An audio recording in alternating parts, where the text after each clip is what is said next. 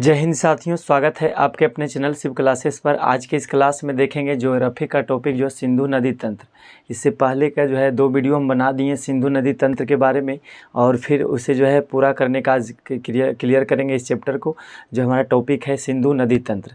देखिए हमारा सिंधु नदी तंत्र, इससे पहले का जो पार्ट नहीं देखे होंगे उसे आप अवश्य देख लीजिएगा प्लेलिस्ट में जा कर के। देखिए चलते हैं शुरू से। सिंधु नदी तंत्र, तो सिंधु नदी में बहुत सारी नदियाँ आकर मिली है। ठीक है, सिंधु नदी जो है उसमें सिंधु एक बड़ी नदी है। सिंधु जो है पाकिस्तान की एक राष्ट्रीय नदी है और उसमें बहुत सारी नदियां आकर मिली है, इसीलिए उसको क्या कहते हैं, सिंधु नदी तंत्र कहते हैं। अब यहाँ लिखा हुआ है सिंधु नदी के अरब सागर में मिलने से, इसमें ध्यान रखिएगा, सिंधु नदी के अरब सागर में मिलने से पहले इसमें 5 प्रमुख नदियाँ, कितनी नदियाँ, 5 प्रमुख नदियाँ, 5 जो है प्रमुख नदियां आकर मिलती है। सिंधु नदी जो है, सिंधु नदी जो है पाकिस्तान के में जो है अरब सागर, पाकिस्तान से होते जो है अरब सागर में जो मिलती है, तो सिंधु नदी जो है अरब सागर में मिलने से पहले इसमें 5 प्रमुख नदियां आकर मिलती है।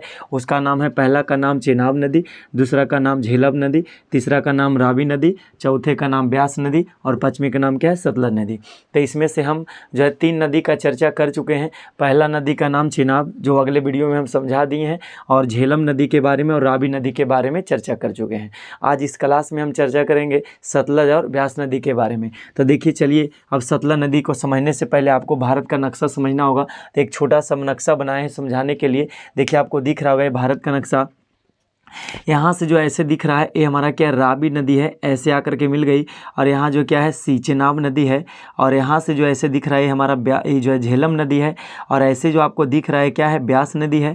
और यहाँ से जो ऐसे लंबे कतार में दिख रहा है ये हमारा क्या है, तिब्बत से निकल रहा है जो है राजस्थान झील से, यही क्या है, सतलज नदी। इसी के बारे में पढ़ेंगे। कौन सा नदी है, तो सतलज नदी है। आपको दिख भी रहा होगा ये कौन नदी है, सतलज नदी। सतलज नदी आपको दिख रहा होगा। चलिए अब सतलज नदी के बारे में पता करते हैं कि क्या है सतलज नदी। अब देखिएगा, समझिएगा इसको गौर से। फिगर यहाँ से लिए हैं और हिमाचल प्रदेश से जो प्रवेश किया है और राजस्थान पंजाब के एरिया से होते हुए ये जो है अरब सागर में जाकर के मिला है, किससे, जो है चेनाब नदी से। तो बताएंगे सतलज नदी के बारे में। बताइएगा कि सतलज नदी, ये नदी तिब्बत के राक्षसताल झील से निकलती है। कहाँ से निकलती है, तो तिब्बत के राक्षसताल झील से। चीन का एक हिस्सा है तिब्बत, चीन का हिस्सा का नाम क्या है, तिब्बत। और तिब्बत जो है बताएंगे अब तिब्बत के बारे में। अब तिब्बत जो है, सतलज नदी, ये नदी तिब्बत के राक्षसताल झील से निकलती है और सिंधु के समानांतर। सिंधु नदी देखिए आपको ये दिख रहा है, ये हमारा सिंधु नदी ऐसे गई है। तो सिंधु नदी के समानांतर, मतलब आमने सामने दोनों बहती है। तो सिंधु नदी के समानांतर बहती हुई क्या है, हिमाचल प्रदेश, हिमाचल प्रदेश में प्रवेश करती है। और आगे बढ़ के हुए आगे पंजाब बहते हुए पाकिस्तान के बहावलपुर, याद रखिएगा, बहावलपुर, बहावलपुर जो है, बहावलपुर जो है, बहावलपुर जो है जगह का नाम है पाकिस्तान का, वहाँ जाकर मिल जाती है और चेनाब नदी में जाकर मिलती है। तो बताएंगे सतलज नदी के बारे में। बताइएगा कि सतलज नदी जो है कहाँ से निकलती है, तो तिब्बत के जो है, तिब्बत एरिया है, राक्षसताल झील है, तिब्बत के राक्षसताल झील से निकलती है, तिब्बत के राक्षसताल झील से निकलती है। और हिमाचल प्रदेश से, भारत में हिमाचल प्रदेश से प्रवेश करते हुए पंजाब के एरिया से प्रवेश करते हुए और पाकिस्तान एरिया में जैसे जाता है तो किस में जाकर मिलता है, तो बहावलपुर, पाकिस्तान का एक जगह का नाम है बहावलपुर में चेनाब नदी में जाकर मिल जाती है। कौन सा नदी, सतलज नदी के बारे में बताएंगे। और आगे बढ़ते हैं, चेनाब नदी के बारे में ध्यान रखिएगा, नोट में ध्यान रखिएगा कि चेनाब में गिरने से पहले, चेनाब में मिलने से पहले इसमें ब्यास नदी आकर मिलती है। इसमें कौन सा नदी, देखिए आपको ब्यास नदी दिख रही है, यहाँ से जो है ऐसे करके आई है, क्या है, ब्यास नदी है। ये हमारा लंबी कतार जैसा दिख रहा है, क्या है, सतलज नदी है। और सतलज नदी में जो है चेनाब में मिलने से पहले क्या मिला, इसमें ब्यास नदी। तो जो है बताएंगे कि सतलज नदी में जो है, सतलज नदी के बारे में बताइएगा कि चेनाब में मिलने से पहले, यानी चेनाब में बहावलपुर जो मिलता है वहाँ पर पाकिस्तान के एरिया में, उससे मिलने से पहले उसमें कौन मिल जाती है, सतलज नदी में ब्यास नदी मिलती है। तो बताएंगे सतलज की सहायक नदी कौन है, ब्यास नदी है। ब्यास जो है सतलज की सहायक नदी है। अब आगे बढ़ते हैं, ब्यास नदी के बारे में बताइएगा कि ब्यास नदी जो है रोहतांग दर्रा से निकली ब्यास नदी। कौन दर्रा, रोहतांग दर्रा जो हिमाचल प्रदेश का, देखिएगा तो रोहतांग दर्रा से निकली, हिमाचल प्रदेश के एरिया से रोहतांग दर्रा से निकली ब्यास नदी हिमाचल प्रदेश के कुल्लू घाटी में बहते हुए, कुल्लू घाटी एक जगह का नाम है, कुल्लू घाटी से बहते हुए पंजाब के हरीके क्षेत्र से में जो है सतलज से मिल जाती है।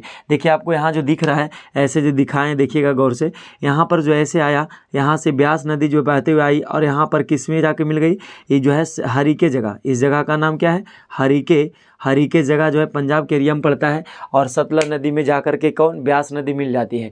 तो बताएंगे ब्यास नदी हिमाचल प्रदेश के रोहतांग दर्रा से निकलती है और कुल्लू घाटी से बहते हुए पंजाब के हरीके क्षेत्र में किससे मिल जाती है, तो सतलज नदी से मिल जाती है। इस बात को बताइएगा। और आगे बढ़ते हैं, और हरीके क्षेत्र के बारे में जो हम बात किए हैं, तो हरीके क्षेत्र के बारे में ध्यान रखिएगा। जहाँ पर सतलज नदी और ब्यास नदी मिलती है उन संगम को क्या कहते हैं, जहाँ सतलज नदी और ब्यास नदी, जहाँ सतलज और ब्यास आपस में मिलती है उस संगम की बात किए हैं। तो उस संगम को क्या कहते हैं, या देश की जो है यहीं से क्या होता है, जहाँ पर से मिली है, ध्यान से देखिएगा, जहाँ जो है ये हमारा सतलज नदी है और सतलज और ब्यास जहाँ पर मिल गए जिस पॉइंट पर, वहीं से भारत की जो है, भारत की सबसे लंबी नहर जिसका नाम है इंदिरा गांधी नहर निकाली गई है। ठीक है, तो बताएंगे कि हरीके क्षेत्र में सतलज एवं ब्यास नदी संगम की बात जहाँ पर हुआ है, वहीं से देश की सबसे लंबी नहर इंदिरा गांधी नहर निकलती है। कौन नहर, इसको याद रखिएगा, बड़ा इंपॉर्टेंट क्वेश्चन है, इंदिरा गांधी नहर। तो इंदिरा गांधी नहर कहाँ से निकलती है, तो बताएंगे सतलज नदी से निकाली गई, जहाँ पर दोनों पॉइंट मिलती है, ब्यास और सतलज जहाँ से निकली है, वो ब्यास और सतलज जहाँ पर मिलती है वहीं से निकाला गया कौन नहर, इंदिरा गांधी नहर निकलती है, जो पंजाब और राजस्थान से होकर गुजरती है। ये कहाँ से गुजरती है, पंजाब और राजस्थान के एरिया से गुजरती है कौन, तो इंदिरा गांधी नहर। और इसकी लंबाई की बात करें, राजस्थान की बात करें, तो राजस्थान में इसकी लंबाई कितना है, 470 किलोमीटर। याद रखिएगा कि जो है इंदिरा गांधी नहर की लंबाई राजस्थान में कितना है, 470 किलोमीटर है। चलिए आगे बढ़ते हैं। एक बात और ध्यान रखिएगा कि पाकिस्तान का एक बहावलपुर जगह का बात किए, बहावलपुर में जो है जब सतलज नदी चेनाब से मिलती है,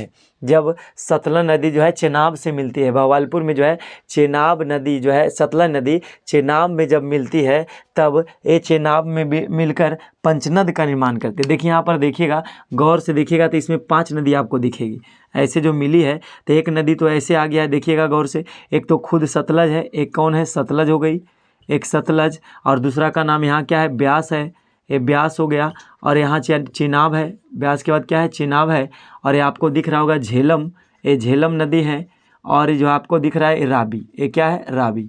अब सब नदी देखिएगा, 1 2 3 4 5, पांचों नदियाँ मिलती है। पांचों नदी देखिए यहाँ से, यानी चेनाब जो मिली है, चेनाब आगे बढ़ गया है, तो ये जो सिंधु नदी है, सिंधु में मिलने से पहले कह रहा है कि सिंधु में यानी जब सतलज नदी चेनाब से मिलती है, तब ये चेनाब में मिलकर पंचनद का निर्माण करती है। क्या चीज़, पंच नदी का निर्माण करती है। और अर्थात कहने का मतलब है कि सिंधु में मिलने से पहले 45 किलोमीटर तक ये पाँचों नदियाँ यहाँ एक होकर बहती है। मतलब हुआ कि देखिए यहाँ से आपको दिख रहा होगा, ऐसे थोड़ा सा छोर दिख रहा होगा, ये हमारा जो है अरब सागर में गई, ये कौन नदी है, तो ये बताएंगे, ये सिंधु नदी। सबसे बड़ी नदी कौन है, सिंधु नदी है।